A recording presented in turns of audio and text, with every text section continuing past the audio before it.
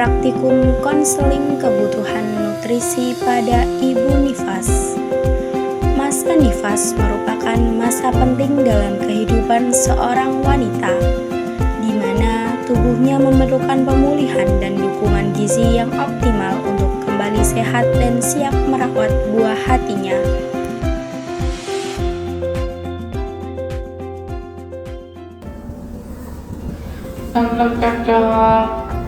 Baik Ibu, silakan masuk. Selamat siang.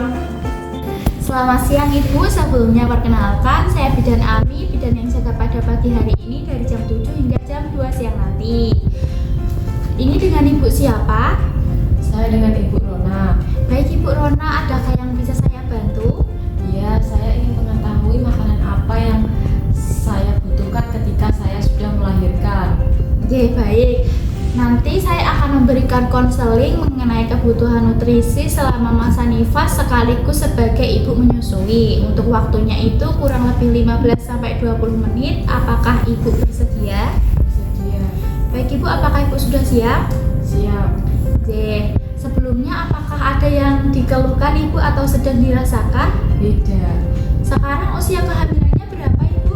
40 minggu. Yes. Tinggal nunggu HPL-nya saja nggak Ibu? Oke.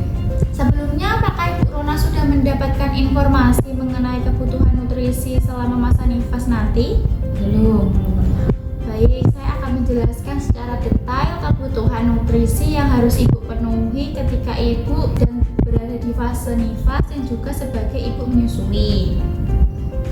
Nutrisi itu sangat Ibu butuhkan dan harus Ibu penuhi karena nutrisi itu manfaatnya banyak bagi tubuh Ibu.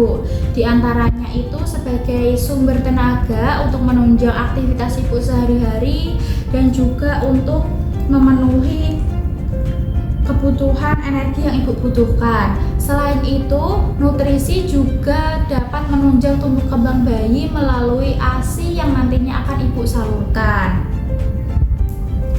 Nutrisi yang cukup juga akan mencegah berbagai penyakit seperti anemia dan juga mencegah terjadinya malnutrisi pada tubuh Ibu.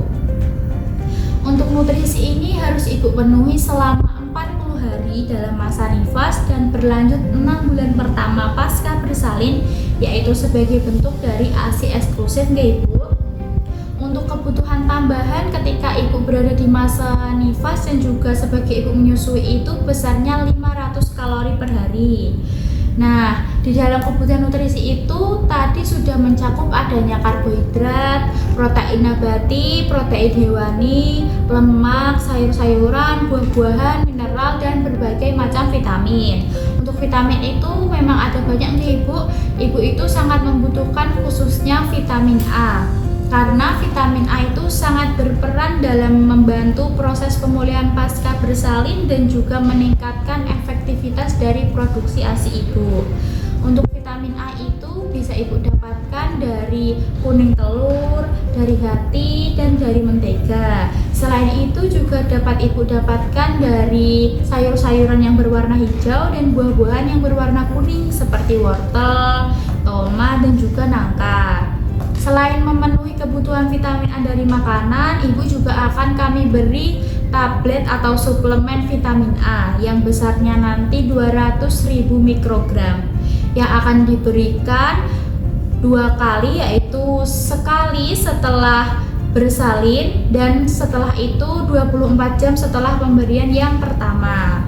Selain dari kebutuhan tadi, Ibu juga membutuhkan kebutuhan cairan tentunya karena akan membantu proses metabolisme dari tubuh Ibu, mencegah adanya dehidrasi dan juga konstipasi. Untuk besar kebutuhan cairan yang Ibu butuhkan itu 3 liter per hari atau setara dengan 14 gelas perharinya Ibu. Untuk anjuran minumnya itu bisa diusahakan 1 kali 1 gelas setelah menyusui. Untuk efektivitas menyusuinya, apakah Ibu sudah tahu seharinya berapa kali? Belum tahu Ibu Bidan. Jadi nanti menyusuinya itu bisa dilakukan 2 jam sekali Ibu selama 24 jam. Ketika bayinya tidur bisa dibangunkan dulu untuk menyusu lalu lanjut bisa tidur lagi. Gitu nggih? Selain dari kebutuhan tadi, Ibu juga harus mengkonsumsi tablet zat besi nggih Ibu, karena tabel zat besi itu sangat berguna untuk memproduksi sel darah merah, untuk mencegah adanya anemia. Selama hamil ibu sudah mengkonsumsi nggih? Sudah. Dan nanti akan dilanjutkan setelah bersalin 6-12 minggu. Untuk konsumsinya itu 1 kali sehari nggih ibu, rutin selama 40 hari. Baik.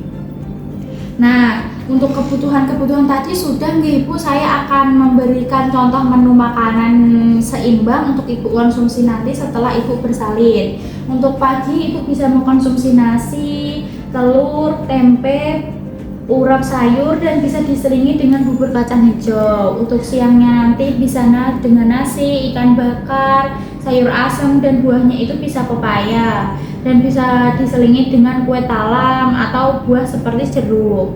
Untuk malamnya itu ibu bisa makan dengan nasi, dengan daging, tahu goreng, capcay sayuran, dan juga buah apel. Ini bisa ibu kolaborasikan sendiri sesuai dengan apa yang ibu inginkan. Untuk pantangan makan, apakah ibu ada pantangan makan? Tidak. Nggih, sudah bagus nggih ibu. Nanti setelah melahirkan nggih tidak usah ada pantangan makan, karena pantangan makan itu justru nantinya akan menghambat proses pemulihan pasca persalinan nggih ibu. Untuk konselingnya sudah selesai ibu, apakah ibu sudah paham? Sudah. Apakah ada yang ingin ditanyakan lagi ibu? Tidak. Baik ibu, nanti ibu bisa kembali ke sini ketika ada tanda-tanda bahaya, ataupun nanti saya akan berkunjung ya ibu setelah ibu selesai bersalin. Ini bisa dibawa ibu untuk anjuran makan dan juga tanda bahaya yang ada pada ibu nifas nanti. Baik Bu Bidan, terima kasih ya atas konseling yang diberikan.